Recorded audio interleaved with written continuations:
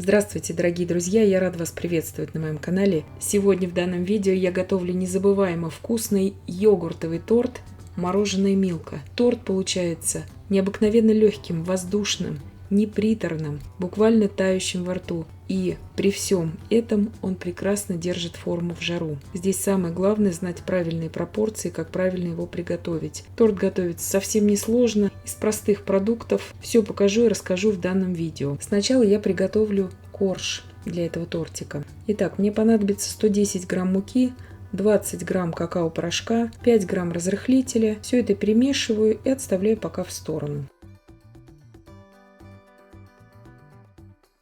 2 яйца комнатной температуры весом примерно по 50 грамм без скорлупы, щепотка соли, 8 грамм ванильного сахара и 80 грамм сахара. Все это перемешиваю просто большим венчиком. Я здесь даже не использую миксер для приготовления этого шоколадного коржа.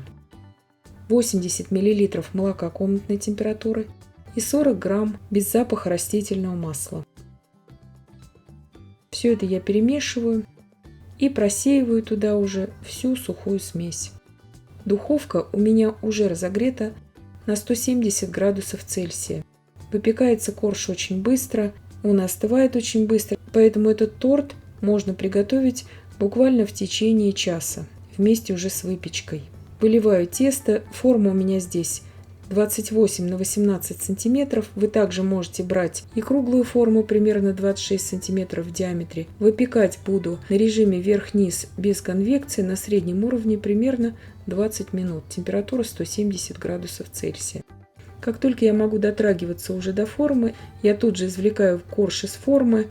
Корж получается очень сочным, он не требует здесь в принципе пропитки, потому что йогуртовый мусс, он сам очень влажный, и этот тонкий корж, он пропитается уже от него. Вы также можете, если вы не хотите выпекать ничего в жару, вы можете использовать здесь шоколадное печенье или печенье савоярди, это все на ваше усмотрение. Шапочка мне понадобится сейчас для обсыпки торта. –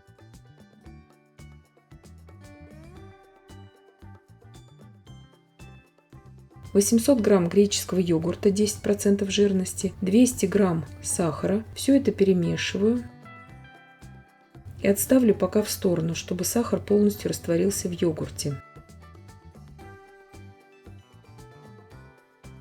25 грамм желатина, 120 миллилитров холодной кипяченой воды. Все это перемешиваю основательно и отставлю в сторону, чтобы желатин набух.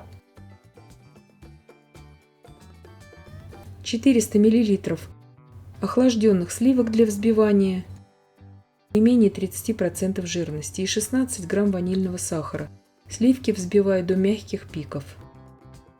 Если у вас нет сливок или вы не хотите их использовать, вам покажется, что это дорого, здесь можно использовать также жирную сметану, слегка ее взбить, потому что здесь не нужна устойчивость, и использовать сметану вместо сливок. Йогуртовую смесь я добавляю в сливки, все это основательно перемешиваю.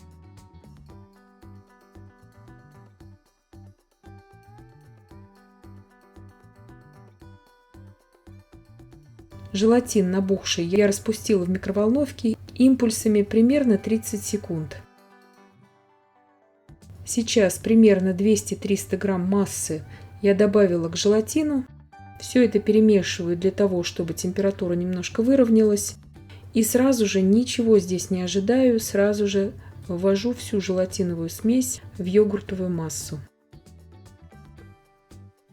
Прорабатываю все это слегка миксером, ничего здесь долго не взбиваю, просто чтобы все это объединилось. Сейчас лопаткой обязательно перемешиваю еще раз со дна все это.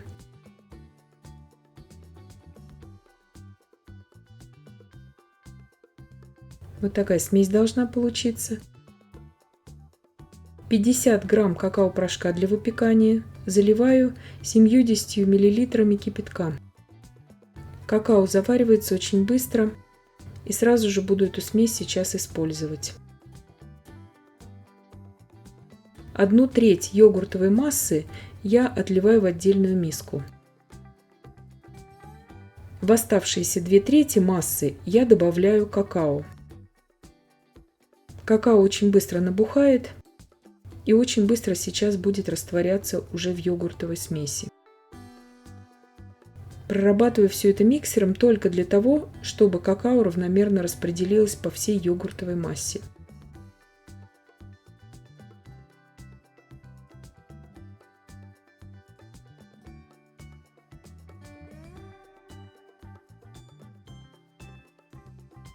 Сейчас смесь, полученную уже с какао, я делю на две равные части. Одну из частей я оставлю так, как она есть, а во вторую часть я добавлю 50 грамм сахара и 120 грамм растопленного темного шоколада, 60-70% какао.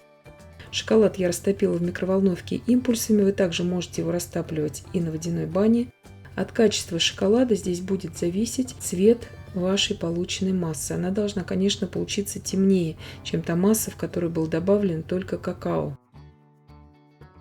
И сейчас я уже начинаю сборку тортика. То есть готовится все это элементарно просто и очень быстро. А в конечном итоге получается очень нарядный и необыкновенно вкусный тортик. Сейчас ложками я выкладываю уже поочередно массу с какао. Видите, она уже начала схватываться.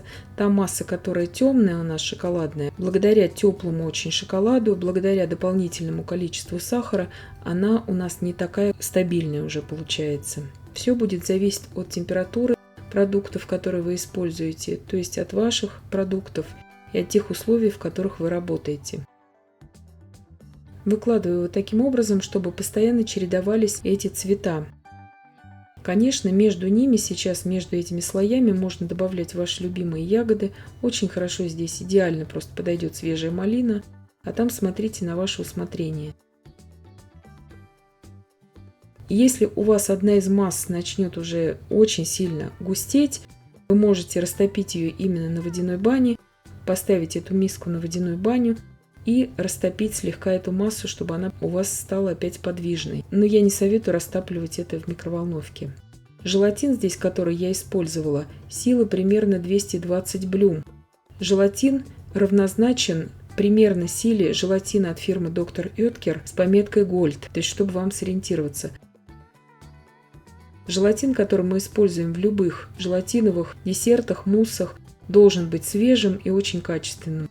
То есть желатин должен иметь еще очень хороший срок хранения.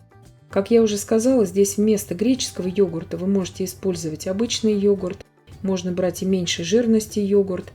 И также вместо сливок вы можете использовать жирную сметану, то есть от 20 до 30% сметану.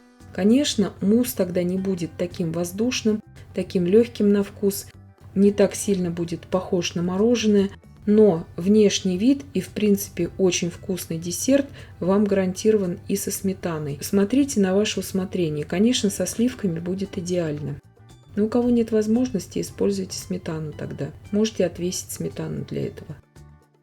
Здесь очень важный момент. У всех шоколад, какао разного качества, поэтому я советую на каждом этапе проверять эту массу на сладость. Если вам будет недостаточно сахара, по столовой ложке можно добавить в каждую из частей еще немного сахара. Обратите на это внимание. Сейчас покрываю все это оставшимся темным слоем и в принципе уберу сейчас в холодильник уже минимум на 3 часа. Масса должна уже быстро схватываться. Все будет зависеть от силы вашего желатина. Сейчас обрезки от коржа я измельчила и буду посыпать ими тортик.